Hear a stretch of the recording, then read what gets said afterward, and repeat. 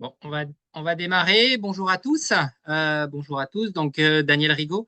Je suis pharmacien élu à l'URPS Auvergne-Rhône-Alpes, en charge du projet PharmavaxAura, qui était un projet pour permettre aux pharmaciens une meilleure prescription des vaccins. Donc, on a travaillé avec Jean-Louis Koch et Flavie Burel sur le projet. Et aujourd'hui, nous sommes là pour vous présenter un outil en particulier qui s'appelle Mentor Pro, qui est un système d'aide à la décision vaccinale et qui a été développé par le professeur Koch et son équipe. Ils vont vous expliquer le fonctionnement de cet outil. Et donc, vous pouvez poser vos questions, on fera une synthèse pour répondre à la fin. Et je vous expliquerai aussi le financement parce que depuis 2021, on a signé un partenariat avec mesvaccins.net et on va continuer à le faire encore quelques temps pour vous permettre d'avoir gratuitement cet outil dans vos officines et vous permettre d'avoir un support, une aide quant à la prescription vaccinale. C'est vraiment quelque chose de novateur. Ni les infirmières ni les médecins l'ont. Et comme vous pouvez le voir, maintenant que vous êtes plus familiarisé à la vaccination, qu'on fait tous des erreurs, on a tous besoin d'un soutien. Donc, je laisse la parole à Jean-Louis et à Flavie pour nous présenter les différents outils. Merci à eux.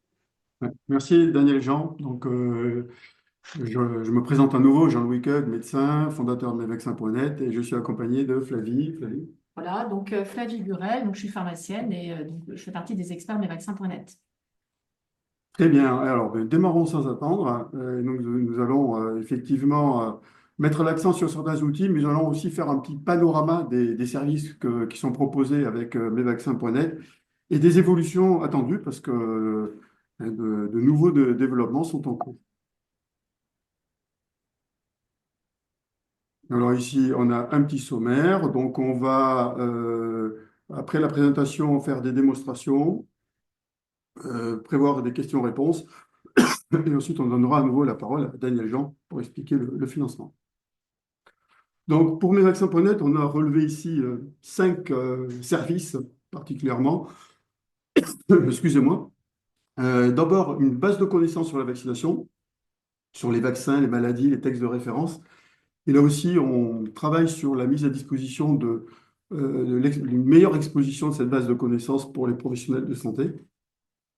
Mentor Pro, qui est un audit vaccinal rapide, sans enregistrement de données santé, et qui repose sur le système d'aide à la décision vaccinale que nous avons développé. Donc, c'est un système de règles entièrement déterministe, où on contrôle exactement ce qu'on dit. Ce n'est pas de l'IA avec le risque d'erreur qu'on connaît. Et puis, on a un carnet de vaccination numérique qui va intégrer le système d'aide à la décision vaccinale et qui va permettre, grâce à une nomenclature unifiée des vaccins, qui est maintenant utilisée au niveau international, de représenter correctement l'historique vaccinal, de pouvoir l'interpréter. Et ensuite, on va donc présenter également un autre service, qui est celui de la réponse aux questions que se posent les pharmaciens par les experts. Et enfin, un tableau de bord de suivi de l'activité vaccinale. Bon, ça, c'est un tableau de bord qui est notamment destiné euh, à l'URPS. Alors, pour la base de connaissances, pour l'instant, elle est exposée de manière publique, gratuitement, mais on va réserver certains outils aux professionnels abonnés, notamment à l'URPS. Donc, dans cette documentation, on voit que ici, c'est encadré rouge. On a des calendriers vaccinaux, les maladies, des informations sur les maladies à prévention vaccinale, les vaccins et les composants. C'est surtout les informations concernant les vaccins qui sont le plus consultés. Et quand vous tapez un nom de vaccin dans Google, vous avez le plus souvent directement accès à la fiche Mes vaccins. Donc là, j'en ai mis une récente. On parle beaucoup actuellement, par exemple, sur le Capvaxive. J'aurais pu présenter d'ailleurs l'Arexvip. Maintenant, il y a une extension de l'autorisation de mise sur le marché à partir de l'âge de 18 ans. C'est une information qui a été publiée aujourd'hui. Bon, elle est déjà prise en compte sur la fiche de vaccin.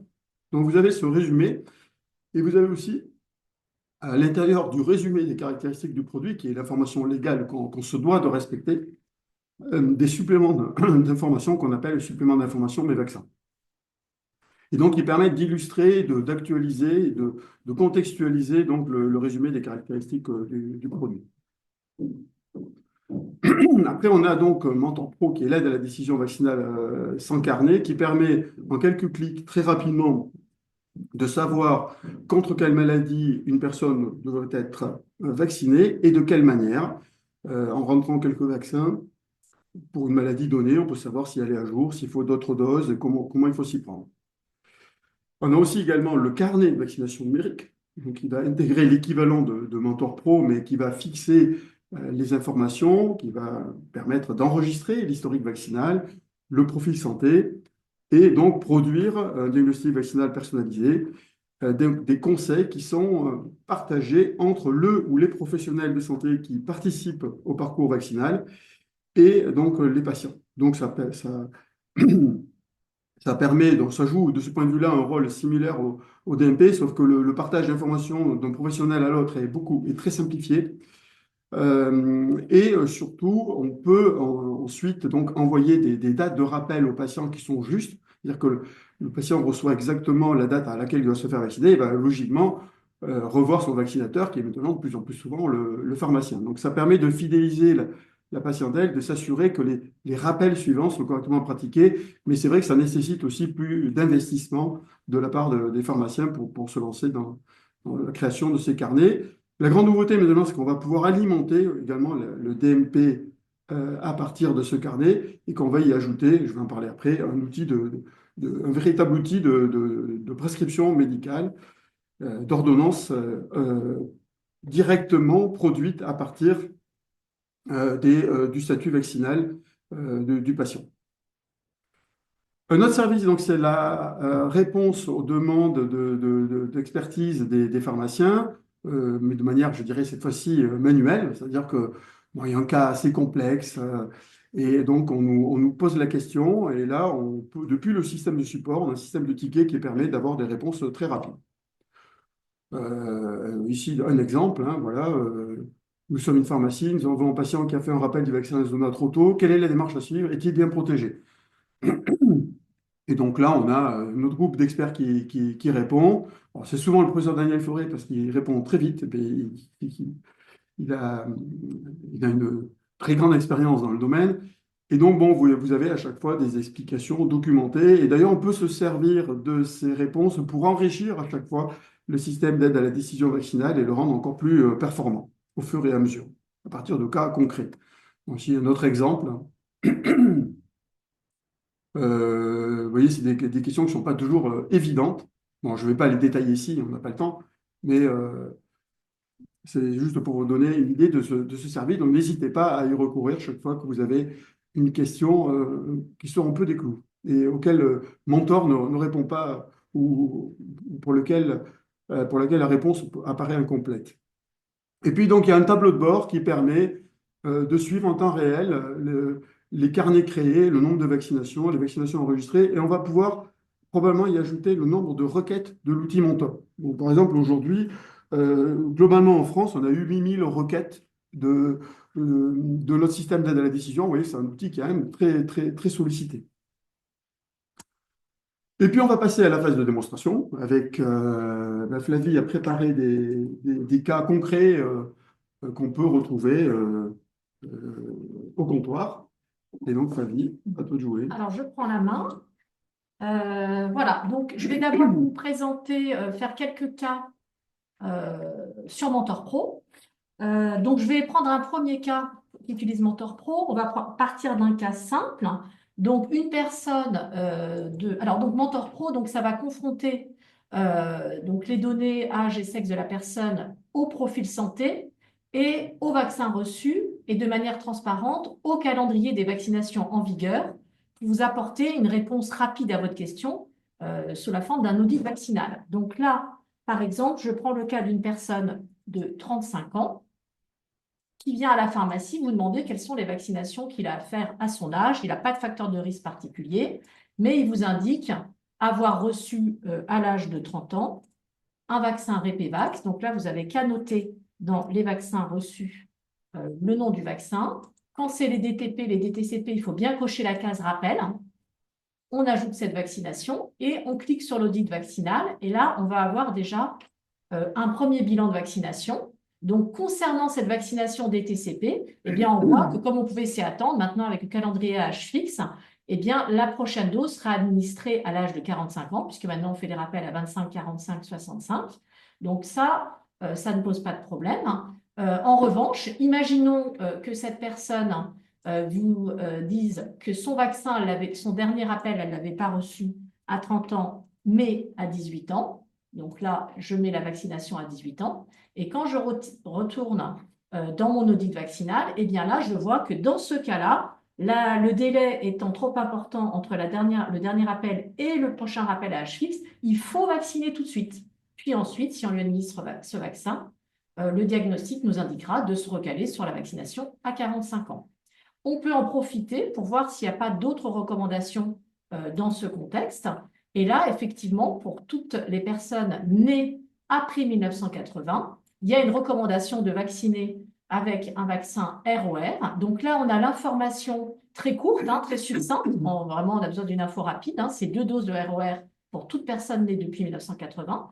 Mais il faut quand même, et j'insiste un peu là-dessus, on peut déployer toute une information qui peut servir également un peu de formation continue pour le pharmacien pour bien comprendre la recommandation, parce qu'une recommandation, lorsqu'elle est bien comprise, eh ben, on la retient mieux et on l'explique mieux, donc elle est mieux appliquée.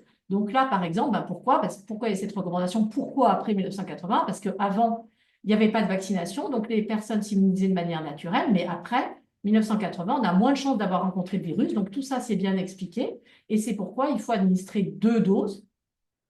On a également une information par rapport aux antécédents infectieux par rapport à ces maladies. Si la personne a déjà contracté la rougeole, eh bien, il n'y a pas de contre-indication à la revacciner.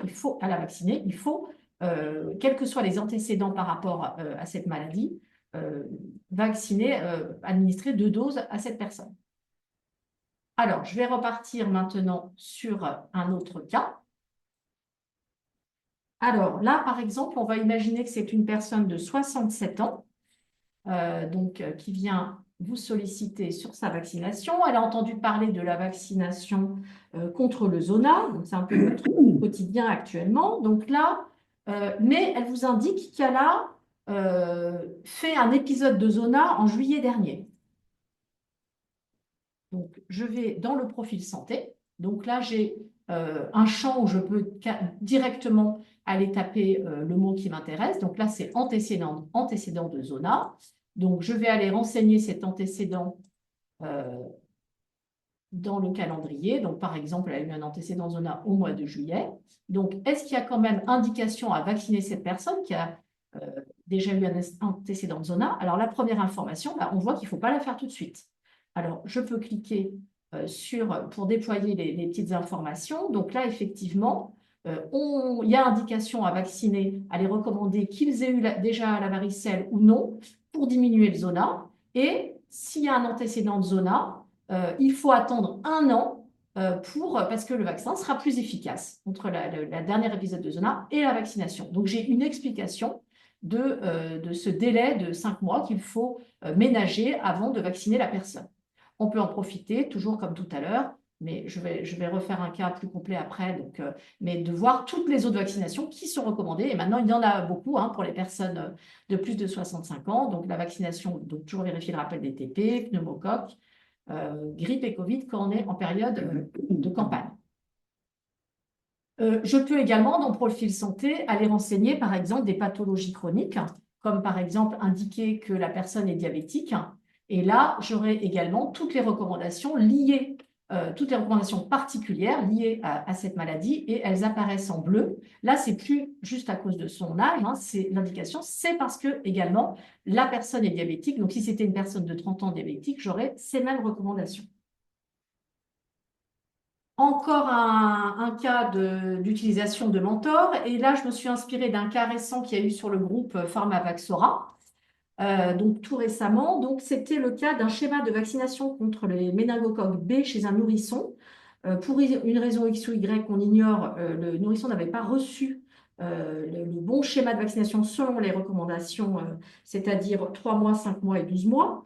Lui, donc c'est un enfant un nourrisson qui était âgé de 15 mois, donc 1 an et 3 mois, et il avait reçu sa vaccination Bexsero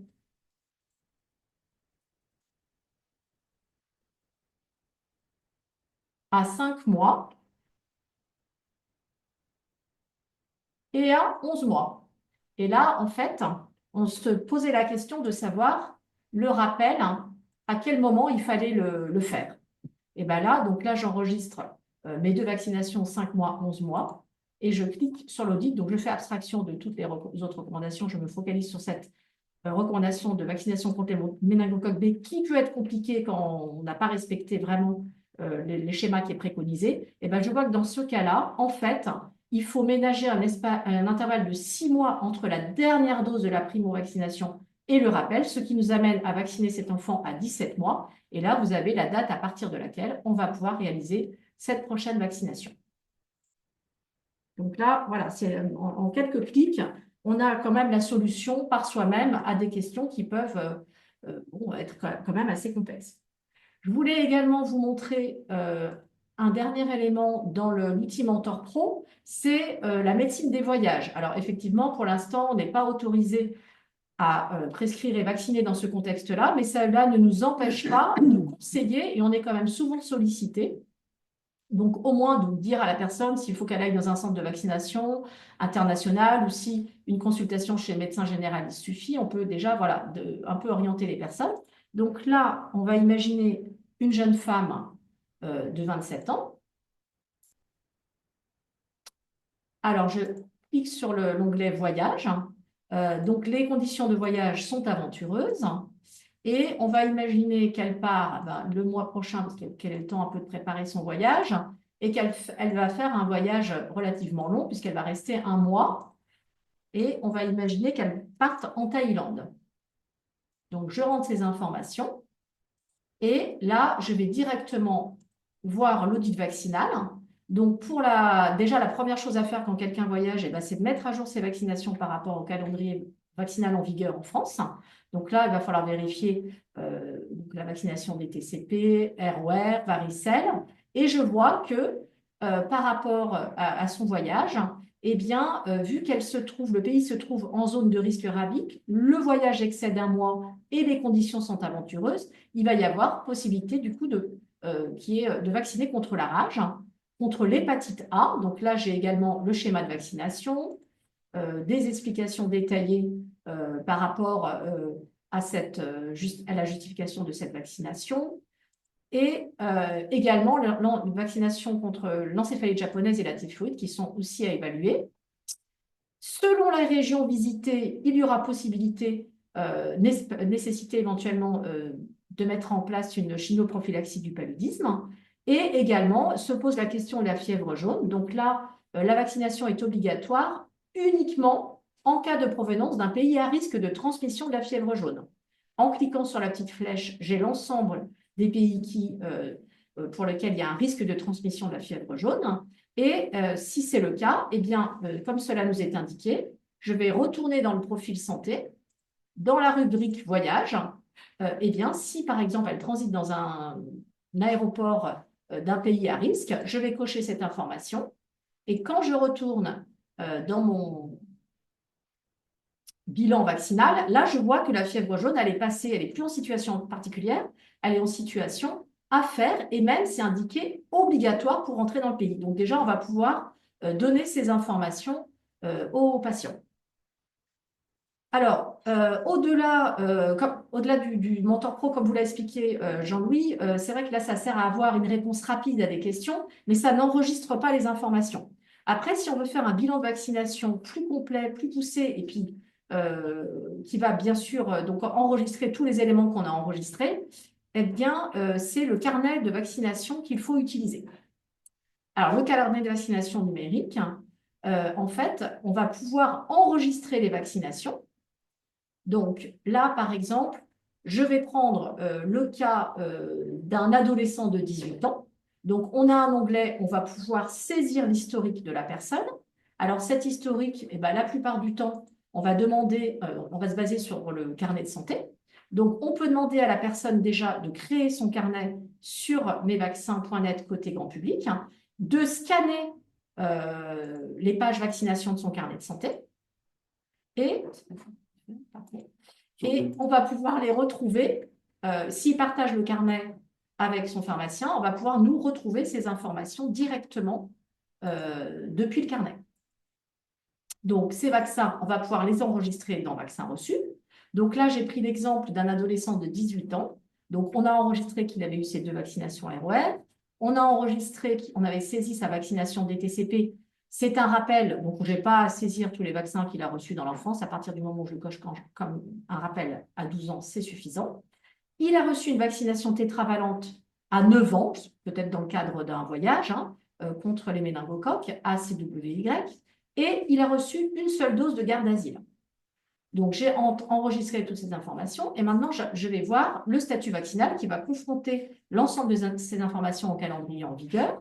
Alors, si je prends déjà la vaccination ROR, je suis étonnée, effectivement, il a bien eu ces 2 doses et pourtant, on me l'indique comme en retard. Et là, je vais voir que la vaccination a été débutée avant l'âge de 12 mois et effectivement, c'est une nouvelle recommandation. Si la première dose de ROR a été débutée avant l'âge de 12 mois, eh bien, il faut rajouter une 3e dose. Donc, cette personne n'est pas à jour. Il faut lui administrer une nouvelle dose de vaccin ROR parce qu'on n'a pas été assez efficace en administrant la première dose avant 1 an. La varicelle, je vais aller remplir cette information dans le profil santé si la personne a eu un antécédent de varicelle. La vaccination tétravalente ACWY, eh bien, étonnamment, oui, la personne est bien en retard, même s'il avait reçu sa vaccination à 9 ans. Pourquoi? Bien, parce que comme c'est indiqué dans le calendrier vaccinal, hein, la recommandation, c'est d'administrer une dose entre 11 et 14 ans, indépendamment du statut vaccinal. Donc, même si l'enfant a reçu une dose de vaccin monovalent ou même tétravalent, il faut le revacciner. Il y aura également la vaccination contre le méningocoque B. Donc là, c'est un schéma vaccinal à 2 doses, M0 et M2. Et au niveau des âges, si je clique sur la justification, je vois que c'est entre 15 et 24 ans en rattrapage. Et cette vaccination est recommandée et remboursée, donc on peut bien la faire en pharmacie. Concernant la vaccination contre les HPV, effectivement, la dose, le schéma n'était pas complet. Donc, comme tout le monde le sait, on ne va pas reprendre depuis le début, hein, même si le délai écoulé depuis la première dose est supérieur à celui qui est recommandé. Grâce à mes cellules mémoire, je ne reprends pas à 0, j'administre bien là une seule dose, hein, puisque le schéma de vaccination, la première dose a été administrée avant l'âge de 15 ans. Donc, dans ce cas-là, c'est un schéma à 2 doses qu'il faut prévoir. Et donc là, si j'administre une dose à présent, la personne sera à jour de sa vaccination. Je vois donc que par rapport au DTCP, s'il avait fait son rappel à 12 ans, il est à jour par rapport à cette vaccination. Et la varicelle en bas. Et la varicelle, voilà, exactement, puisque j'ai bien précisé dans le profil que la personne avait un antécédent de varicelle. Donc maintenant, je suis à jour. Vaccination possible. Bien sûr, on peut toujours proposer la grippe saisonnière, même si ce n'est pas spécifiquement recommandé. Maintenant, cette personne vous indique qu'elle est étudiante en filière médicale, en médecine. Donc là, je vais aller préciser cette information dans le profil santé et je vais voir si ça modifie mes recommandations vaccinales. Alors, en bleu, hein, ça indique pourquoi est-ce qu'il y a ces recommandations. La condition de la recommandation, c'est parce que la personne est étudiante en médecine. Donc là, on voit que du coup, il n'est plus à jour par rapport à la coqueluche. Le fait de faire des études de santé, il va falloir qu'il mette à jour sa vaccination coqueluche, puisqu'un vaccin est recommandé dès 5 ans après la dernière dose pour les professionnels de santé. ROR, donc il était déjà en retard, mais on voit que c'est une vaccination qui est particulièrement recommandée pour les professionnels de santé.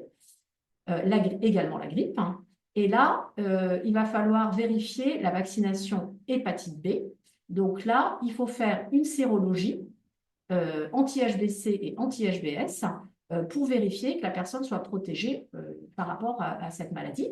Donc, on imagine que la personne maintenant nous dit qu'elle a fait cette sérologie. Donc, je vais aller dans examen biologique, hein. Je vais aller dans la section hépatite B et imaginons qu'il ait un résultat d'anticorps anti-HBS supérieurs à 100, on va dire par exemple 110. Ces anticorps anti-HBC sont négatifs. Et là, je vais voir ce que me dit le statut vaccinal. Donc là, on voit que la protection, on n'a rien besoin de faire de plus, ça suffit. Il a un taux d'anticorps anti-HBS supérieur à 100. Il est donc estimé comme protégé contre l'hépatite B. Il n'a rien d'autre à faire par rapport à cette vaccination. Maintenant, si je retourne dans le profil santé et que je vais indiquer une sérologie anti-HBS, un taux d'anticorps à 50, par exemple, et je ne précise pas pour les anticorps anti-HBC. Là, si je vais au niveau du statut, là, on m'indique en fait qu'il manque le dosage des anticorps HBC pour interpréter correctement la sérologie. Et en effet, il faut vraiment avoir cette information. Donc là, imaginons que j'ai demandé cette sérologie. Du coup, je note qu'il n'y a pas d'anticorps anti-HBC, qui signe la maladie. Et là, je vais avoir, attention, donc il faut vacciner. C'est une vaccination, c'est une obligation professionnelle. Et donc là, en fonction de l'historique de vaccination, il va falloir soit compléter les doses reçues, soit mettre en œuvre le schéma vaccinal à 3 doses pour avoir une protection à long terme contre l'hépatite B. J'ai un dernier cas à montrer. Donc là, on va prendre, je pense qu'on a encore un peu le temps. Oui, c'est bon. C'est bon. Donc là, on imagine une personne de 75 ans qui avait reçu un vaccin, une vaccination Repevax à 58 ans et également un vaccin Prevnar à 72 ans, un vaccin Prevnar tout seul. Et là, si je regarde le statut vaccinal, eh bien, donc on m'indique que, eh bien, effectivement, il faut faire le rappel donc, tout de suite contre le DTCP. Et le pneumocoque, eh bien, maintenant, il y a des nouvelles recommandations avec les vaccins conjugués, 20 ou 21 valents. Donc, même s'il avait déjà reçu un Prevnar 13, il faut la vacciner, lui proposer de vacciner avec un vaccin et 20 ou 21 valents, et on peut le faire tout de suite. Maintenant, si cette personne avait reçu le schéma complet tel qu'il était recommandé, donc je vais indiquer que en 2022, 4 semaines après son vaccin Prevnar, donc c'était on va dire en mai, elle avait reçu un vaccin Pneumovax.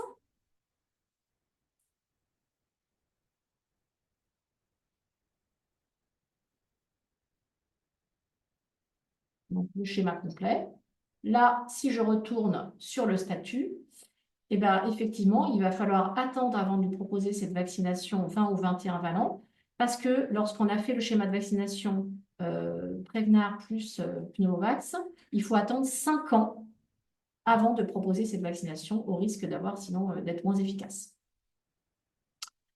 Ça nous permet de voir aussi, c'est vrai qu'actuellement, les deux grands carrefours de vaccination, donc c'est l'adolescent et la personne âgée, donc au-delà de 65 ans, on a beaucoup de vaccinations à proposer. Donc le DTCP, le Zona qui a vérifié, donc en période de campagne, la grippe et la vaccination Covid. Et maintenant, il y a également la vaccination contre les VRS qui actuellement est recommandée, mais enfin, on attend le remboursement pour pouvoir la proposer. Donc, vous avez toutes les explications quand vous déployez la justification et les sources. J'ai fini mes présentations. Je ne sais pas s'il y a des questions. Ouais. On voulait attendre la fin pour les questions, c'est ça?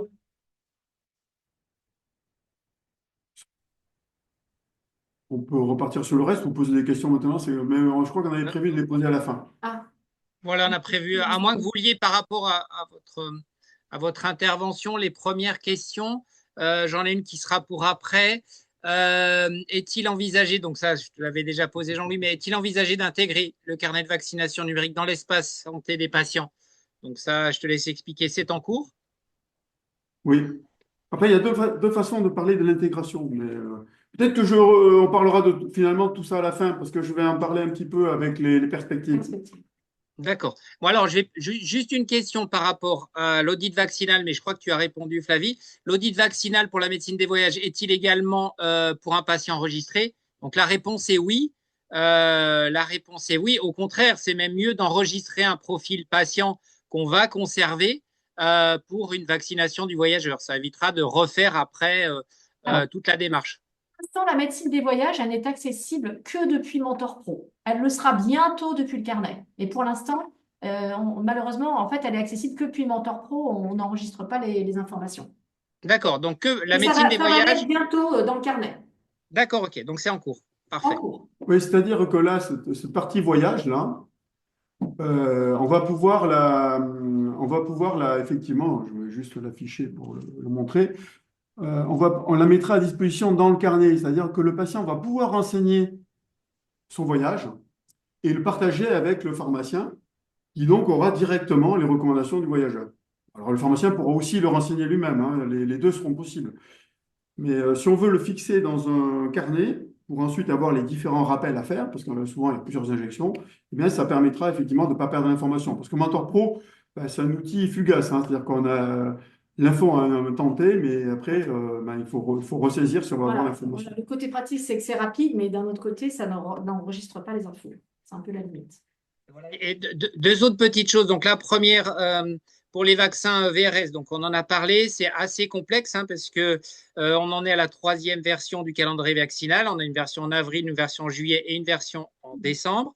On est au milieu du gué pour le remboursement parce qu'il doit arriver. Il n'en demeure pas moins qu'ils ont modifié un peu subrepticement le calendrier vaccinal de décembre 2025, où finalement le pharmacien est autorisé à prescrire et à injecter le vaccin VRS mais ce n'est pas remboursé. Donc, vous pouvez injecter le vaccin VRS puisque ils ont validé les recos, mais sans remboursement. Donc, c'est assez complexe à ce niveau-là. Et une autre petite question, puisque tu as proposé le cas sur le zona. Donc, pour les zonas récidivants, je crois que dans le profil, tu peux rentrer les épisodes de zona. Et on a certains cas où on n'est pas obligé d'attendre un an après un zona pour les Oui. zonas récidivants. Donc, je pense que c'est intégré aussi si tu rentres les différents épisodes de Zona récents.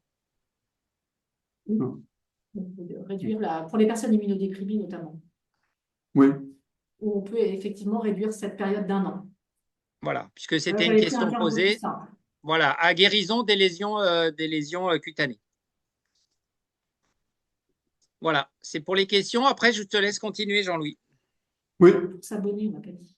Mais justement, on va parler de ça et ensuite on va d'abord parler effectivement on va suivre le diaporama et pour la suite, on avait des explications pratiques sur l'inscription pour les pharmaciens donc de la région Auvergne-Rhône-Alpes. Donc je dirais le plus simple, c'est d'aller sur mesvaccins.net parce qu'en général, l'adresse est connue. Donc, il y a une adresse directe pour se rendre sur le carnet professionnel. Mais si vous ne l'avez pas enregistré dans votre navigateur, vous allez sur mesvaccins.net.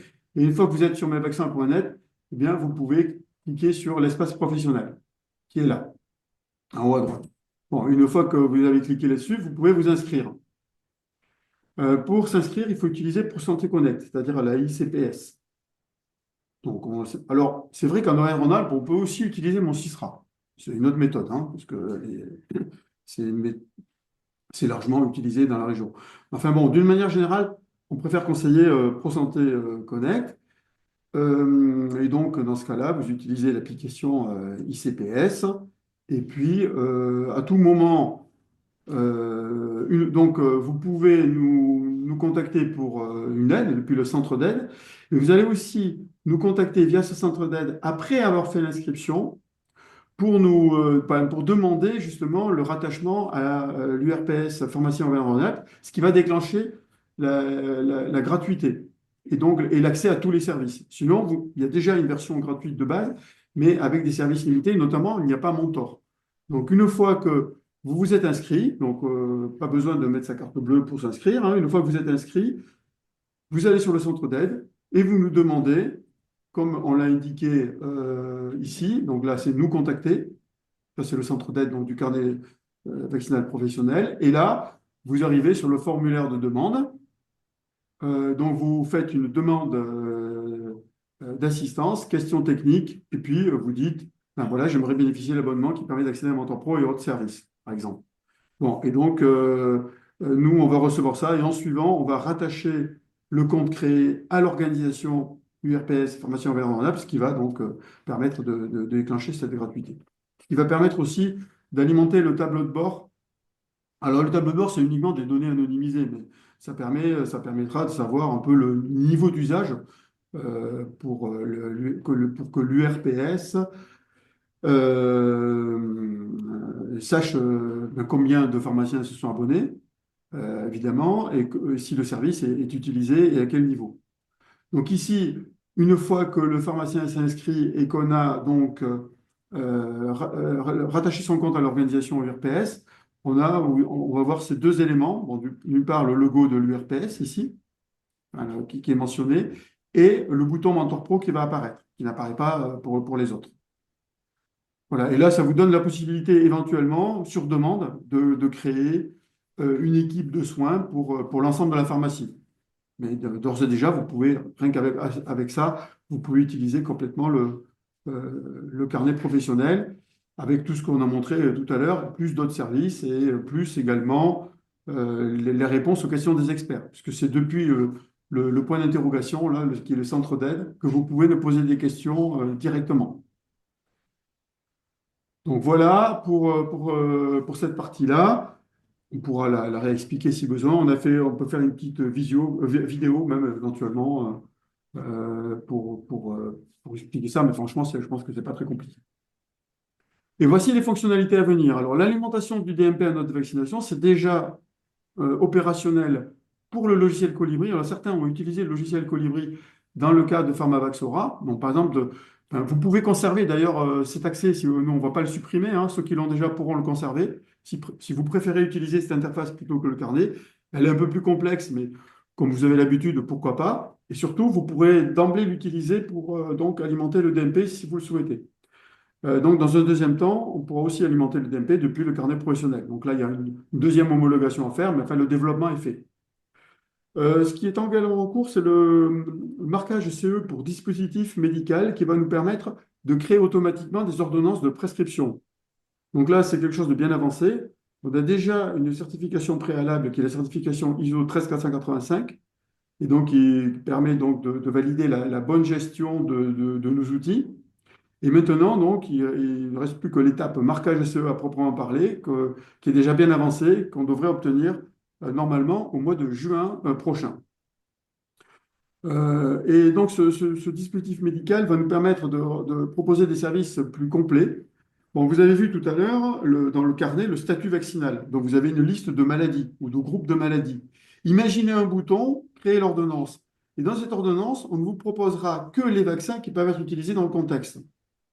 Par exemple, si une personne est vaccinée contre rougeole, orion, rubéole, vous aurez le choix entre Priorix et MMRvax Pro, parce qu'il n'y a pas d'autres vaccins disponibles utilisables dans ce cadre-là. Mais dans d'autres situations, on pourra vous proposer un seul vaccin.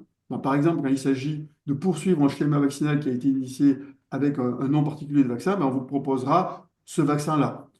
Donc, on a vraiment quelque chose d'extrêmement précis qui vous permettra d'une part de générer l'ordonnance qui est aujourd'hui le plus souvent fait manuellement dans les pharmacies. Donc là, ça sera fait automatiquement et vous pourrez en toute confiance prescrire et administrer donc ces vaccins.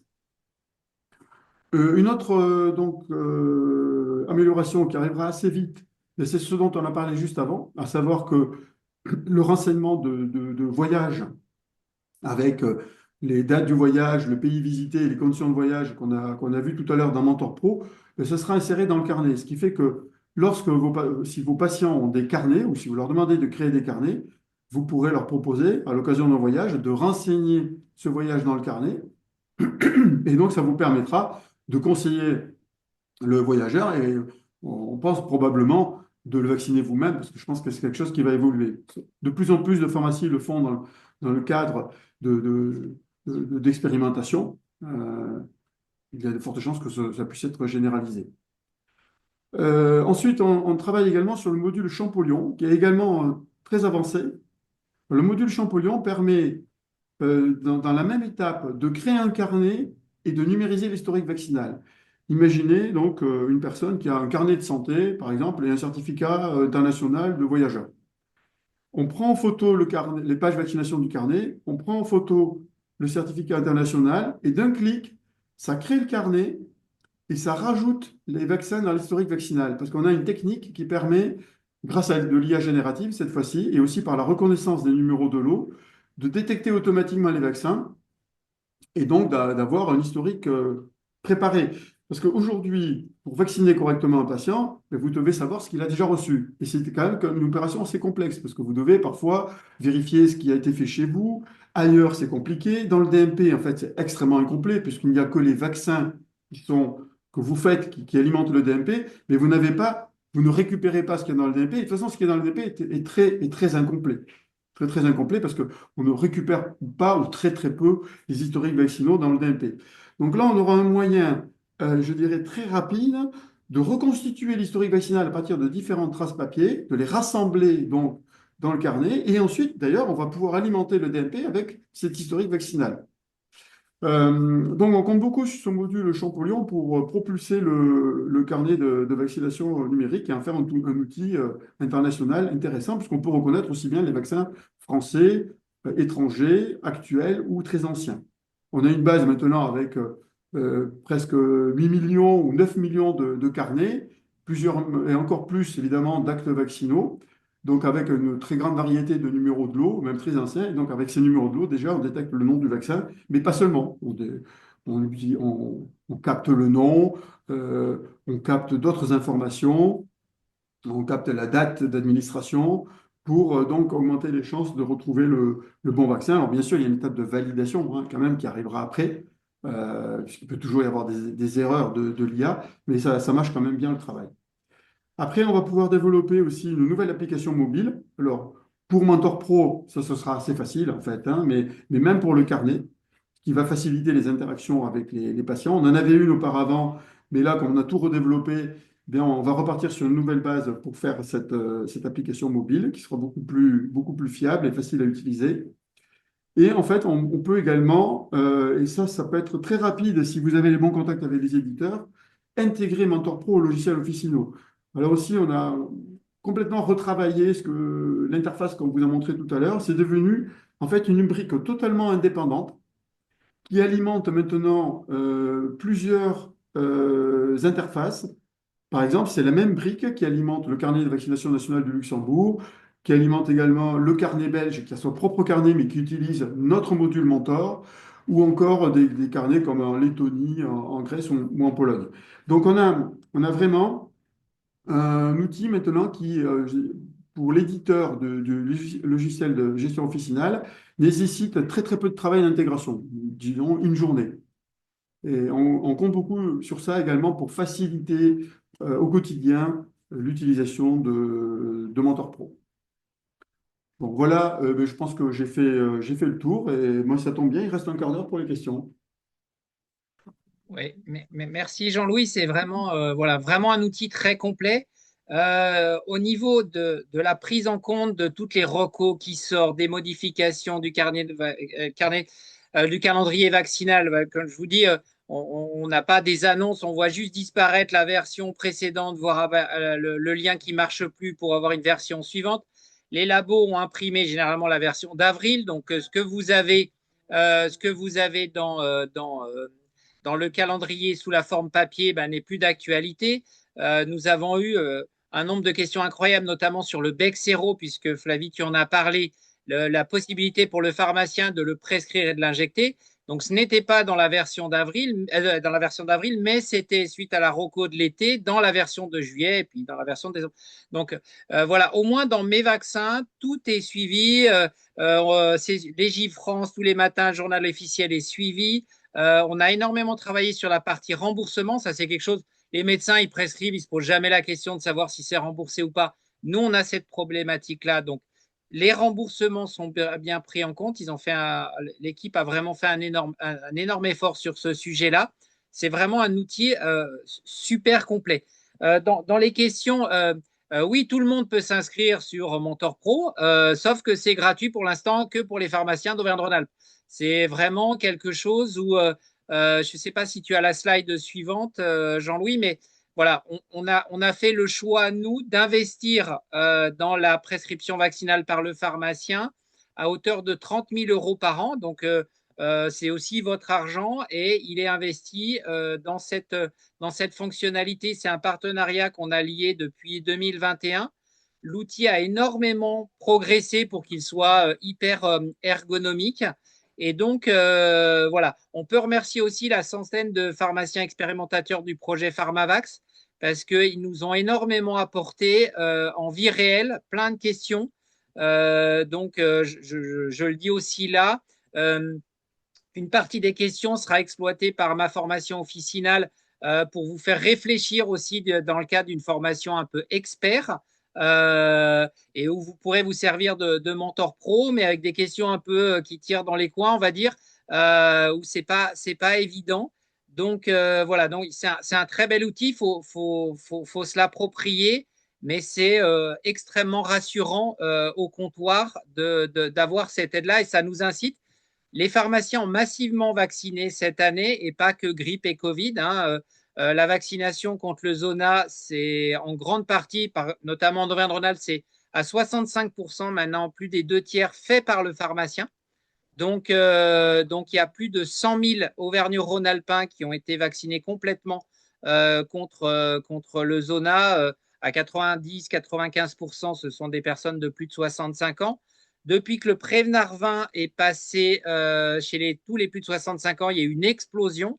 Il y a eu plus de 2 millions de doses de Prévenart 20 sur la France qui ont été délivrées par les pharmaciens. Et donc, une grande partie l'injection a été réalisée. Donc voilà, il faut accompagner ce mouvement-là. On ne se limite pas qu'à la grippe et au Covid. Et donc, c'est vraiment intéressant. On me pose alors quelques questions. Le carnet de vaccination numérique est-il accessible en multiposte au comptoir? Oui, tout à fait. Hein, Il est tu as parlé d'équipe. accessible. Hein. Tu as parlé d'équipe. Oui, alors il est accessible, même en mode individuel, on peut y accéder depuis plusieurs appareils et plusieurs navigateurs, depuis son téléphone, depuis une tablette, depuis l'ordinateur, à différents endroits, y compris chez soi hein, d'ailleurs.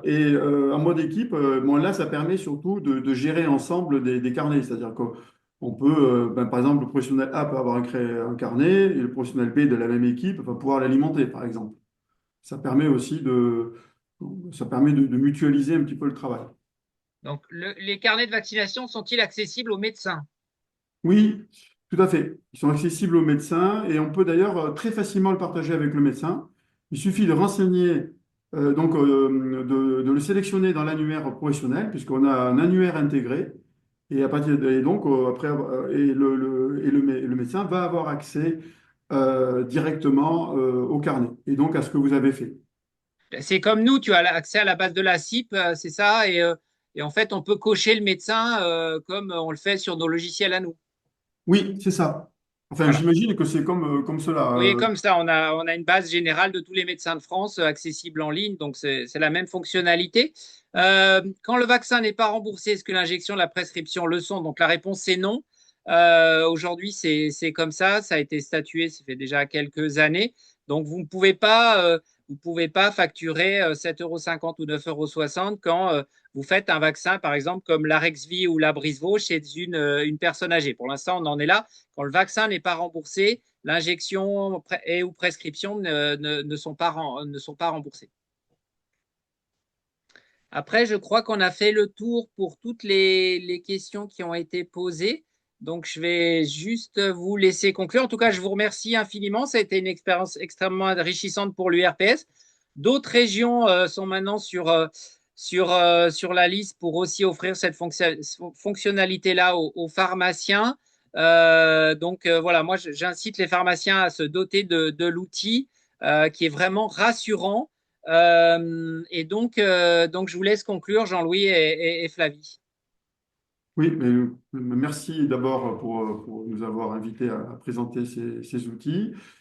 Pour nous, cette collaboration est très importante parce qu'elle nous permet de faire évoluer nos outils en prise directe avec le terrain et en fonction vraiment des besoins réels des pharmaciens qui aujourd'hui sont, je pense, la première ressource professionnelle pour vacciner, qui sont aujourd'hui qui, en plus, euh, euh, gère la vaccination très sérieusement. On a vu que toutes les pharmacies quasiment vaccinent. Et donc, ils sont vraiment investis dans cette mission, ce qui fait qu'ils la réalisent correctement. Et il a pu arriver que certains professionnels réalisent cette tâche de manière un petit peu, je dirais, de manière moins attentionnée. Là, on voit bien qu'il y a un souci de faire bien. Euh, et donc, je pense que c'est également l'occasion pour nous de développer des outils qui les aideront à faire mieux, plus vite, et d'aller au-delà de la vaccination contre la grippe et la Covid, par exemple, en s'adressant à des situations plus complexes, à des cas particuliers qui souvent ne sont pas couverts. On a souvent la surprise de remarquer que les recommandations spécifiques sont moins bien appliquées que les recommandations générales. Par exemple, la couverture vaccinale contre la grippe, elle est meilleure chez les personnes âgées que chez les personnes moins âgées, mais qui ont des facteurs de risque, alors que le risque de grippe grave est particulièrement élevé dans cette population. Donc là, il faut aller un petit peu plus loin que, je dirais, les vaccinations les plus courantes et faire des évaluations vaccinales plus complètes, plus précises, pour améliorer la protection vaccinale de la population. Et pour cela, eh bien, les pharmacies et les pharmaciens sont une opportunité unique parce qu'il y a moins de barrières, de rendez-vous, de, de complexité logistique. Donc, on peut se faire vacciner beaucoup plus facilement. Il y a toujours une pharmacie à côté de chez soi. Et donc, je pense qu'une piste, c'est eh bien de encore mieux informer les citoyens qu'ils disposent de cette ressource. Bon, beaucoup le savent déjà, ils le savent pour la grippe et la Covid, mais ils pourraient peut-être se rendre compte encore davantage que le pharmacien peut vraiment leur faire un bilan très précis, très complet, pour avoir une protection contre tous les risques qui peuvent être couverts par la vaccination. Et je pense que l'avenir, là aussi, en parlant de cette extension, c'est la médecine des voyages. Je pense que ce serait là aussi, il y a beaucoup de personnes qui ne sont pas vaccinées parce qu'elles doivent attendre longtemps avant d'avoir un rendez-vous en centre de vaccination international. Du coup, elles partent sans être protégées, alors que la vaccination par le pharmacien permettrait de résoudre ce problème.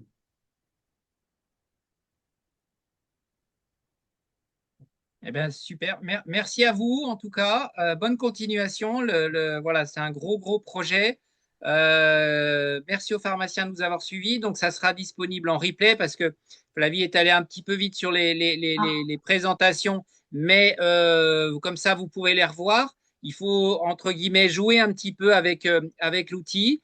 Et puis, voilà, moi, j'incite tous les pharmaciens. Et puis, pour aussi développer la vaccination, même si vous renseignez le DMP, mon espace santé du patient, n'hésitez pas à envoyer des notes vaccinales aux médecins que vous connaissez bien pour leur dire, bah voilà, je vaccine, je suis une ressource. Au début, il va râler, puis après, il va trouver ça très pratique et après, il va vous envoyer tous ses patients. Donc, n'hésitez pas avec mon CISRA d'envoyer des notes vaccinales avec l'imprimante virtuelle comme on le sait faire pour d'autres missions. Donc, et puis voir si vous pouvez faire du vaccin sans rendez-vous. C'est aussi une opportunité pour vous de continuer dans la vaccination. Merci à vous, bonne continuation et rendez-vous pour un prochain webinaire URPS Auvergne-Rhône-Alpes. Merci. Merci. Au Au revoir. revoir.